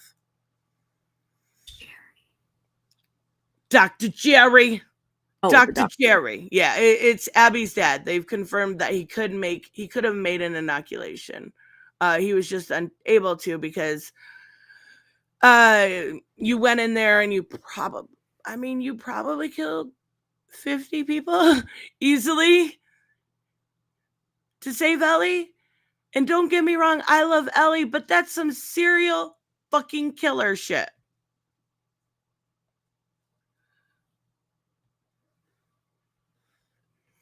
Oh my God. No, corporations are the real villain. Next thing you'll be saying is you want equal rights. I'm not saying there's not equal rights. I'm saying, how many stories have we heard what was it, Activision, more recently Disney, where they're like, oh, look at our storytelling. We've got, this I don't know, Wish movie out or whatever. We've got girl bosses galore, and behind the scenes the women are suing because they're not treated equally. I think Activision, do you remember that it was in California where they were saying like one woman actually committed suicide because of how poorly she was treated? What? Yeah, and they called it like frat boy behavior. And it What? was a huge issue with how they were treating their female employees, like so badly that there Why is it was, always California? right?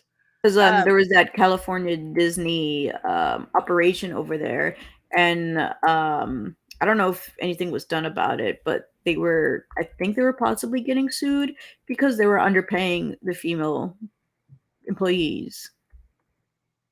right, and that's what I'm saying. Like there are a lot of really good stories coming out, and I'm not saying it's everybody, but the head honchos at these companies a lot of the times are the worst people. Like, Yes. I don't know. It's like a lot of faux progressivism. You know what I mean? Like, Of we're going to course. put a rainbow flag in our banner in June. We're going to celebrate International Women's Day. And behind the scenes, we're going to be shit people. Yes, that makes me a commie, but people deserve to be paid. Or like Disney with the AI shit, using AI for what was that intro? Secret Invasion? Yes. And then there was oh, and I don't remember what it was. It was like a scene from a show that they had, and they had AI people in the background. Did it look weird? Super fucking weird. Like, and I think it's just the beginning. Like, I really think it's just the beginning of how though that like AI is going to be in the industry. It's kind of scary. I mean, right now there's this whole Pal World Pokemon stuff going on right now. And so, you know Pal World? No? So, Pal World was, I guess, inspired by Pokemon, and Mm-hmm. so they made their own Pokemon game with guns. I heard some stuff that's pretty messed up. Like apparently, you can use the Pokemon as slaves, and you can also hurt the Pokemon, and that you can actually make people as slaves too, and also What? hurt and possibly kill them by beating them. They turn to coins or something like that. And I'm like, what? That's insane. But the CEO of that company said that he was wanting to incorporate more AI into the work. And so I already know that Power World is actually extremely popular right now. It's getting a lot of views, it's getting a lot of downloads, Oh, paid money. So like for people who knew late, it's already too late technically. But for some other people, they're like, well, as much as I want to play this game and it looks cool and it looks cute, I kind of don't want you doing AI in the future for any future yeah. games, so I may not support. I actually did see this on, I think it was Comic Storian, their thumbnail, and I had no idea what it was. It sold 7 million copies in 5 days. Hmm. What? That is crazy. One of the managers is getting death threats to the company. Holy shit. I always feel like death threats are, probably too far. Yeah, always too far. Always too far. There's a Damian Wayne Batman game coming out. I seen something. It was Joshua Keaton was supposed to voice Damian Wayne. And it was a canceled game. I don't know. Joshua Keaton. Yeah. Joshua Keaton. I'm gonna look that up. I know he's played Spider-Man. I don't know who else he's played. Oh, I think you got the name wrong then. Hmm? Probably. I don't think so, though. No. See, this is what I was talking about here with the corporations. Oh, I know him as Josh Keaton. Because Okay. he always calls himself Josh Keaton. Whatever. So the funny thing about that is I knew that guy when he was very young because he was in a band called No Authority and I was obsessed with them. And he started doing acting and left the band. And now he's super duper famous. Craziness. Oh, wow. It's like Pokemon. You can use guns, beat Pokemon, F Pokemon. Wait, what? Wait, huh? But this is I what I was was reading talking Gary's about. comment. Oh, gender pay gap. This is Disney is getting sued by a class action suit that has 9,000 women that earn less than their male counterparts. So now they're taking it up with them, and they're actually doing a class action suit against them. On average they earn 2% less than men doing roughly the same job, not including bonuses and other incentive plans. I blame Hominis. So on average, it's about $16,000 less a year, and it's all Hominis' fault. Like that's a lot of money. That's a lot. I don't blame them for suing, especially if they can prove that it's gender related. They have to be able to prove that it's gender related because a lot of times with the pay gap stuff, they'll say stuff like, it's gender related, and then it'll be, well, this man has a job that's slightly different, he's doing this extra, and you know what I mean. But if they can prove it's gender related, that's going to be huge. Lawsuit for everyone. Wait, you didn't see that video that Hominis is talking about? No. Okay, so do you remember? No. I bet you do. Maybe you don't. Do you remember when Amber Heard and Johnny Depp got in trouble for having their dogs in Australia, and they made that weird like video that almost made it look like it was a like a hostage situation, like they had to.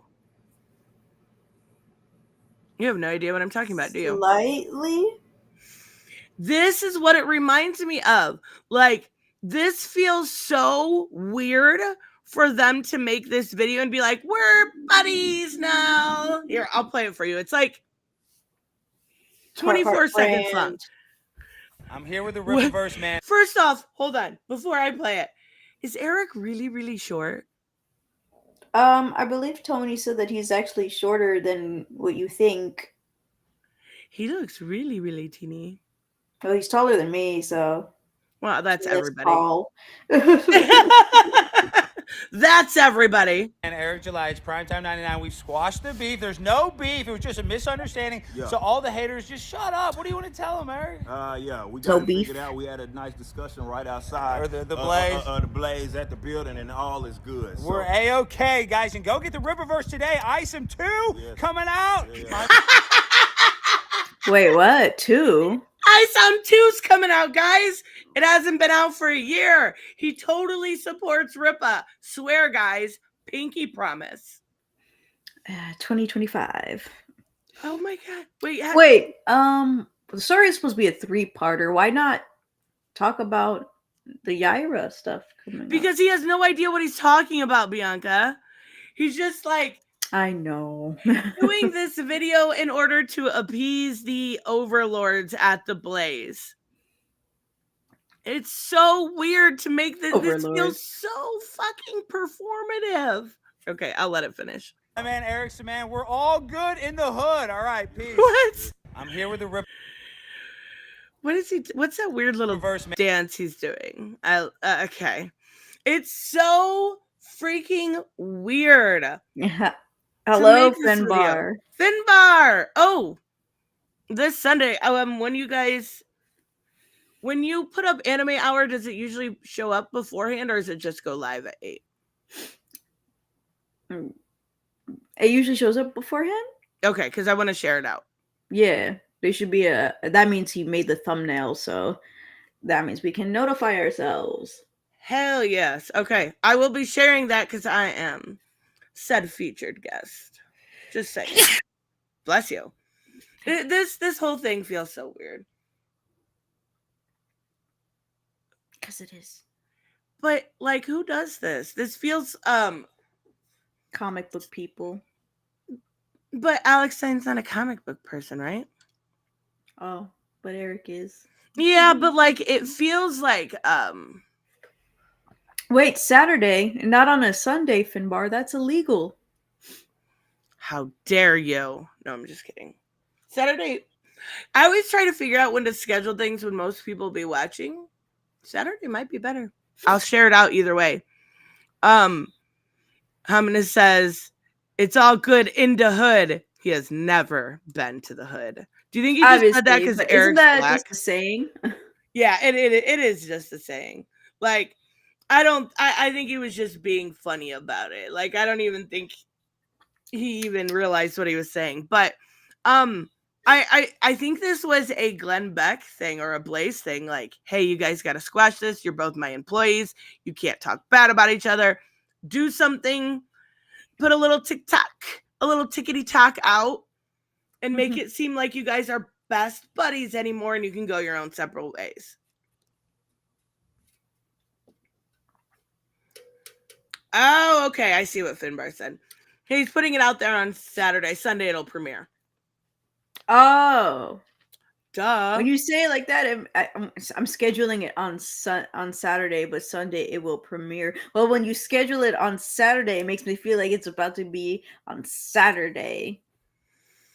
To be fair, she also didn't understand how members only videos work or members early access work like 3 days ago. So you're good. You're good, Finbar. Oh, she's lying. There's no proof. I totally have proof. No, because I released our most recent video to members early. I like being able to do that. And no, because I didn't get a notification for members early. Rude. Oh my God. Nothing goes down in the hood without my approval. Apparently, them quashing the beef here does. It's so weird. Like, I don't like when people do this performative shit. Eric built his platform on being like a normal comic book fan, quote unquote fan, and made fun of people that did this performative like bullshit. And that's what he did. Okay. They're besties now, guys. Besties forever. All right. What do you got going on at your channel this week, Bianca? Trying to get that review out before the Kickstarter comes. When the Kickstarter come out? This month. Well, get on it. I'm sorry. It's okay. I believe in you. I 100% believe in you. So what is today? Today's Wednesday. Ew. Right? Because I am not organized. I think, so next week we're going to be starting heavy on the Suicide Squad Kills the Justice League stuff. So I think this week what I want to do is we're having Jackbox on Friday, which is a little different. I may do the Last of Us Remastered and try to get that done before Suicide Squad Kills the Justice League come out, because that is going to take over everything. Like, it is going to be incredible. Are you super excited? For Jackbox? No, for sure, but I meant for Suicide Squad Kills the Justice League. Well, it's not like I'm buying the game. It's okay. You can be excited to watch it. Oh, sure. Yes, for the Harley of it all. But yeah, maybe remastered. I'm not sure yet. But anyways, thank you guys for listening. Make sure you subscribe to Bianca. You probably are already, but double check. And we will see you guys in the next one. Bye, guys.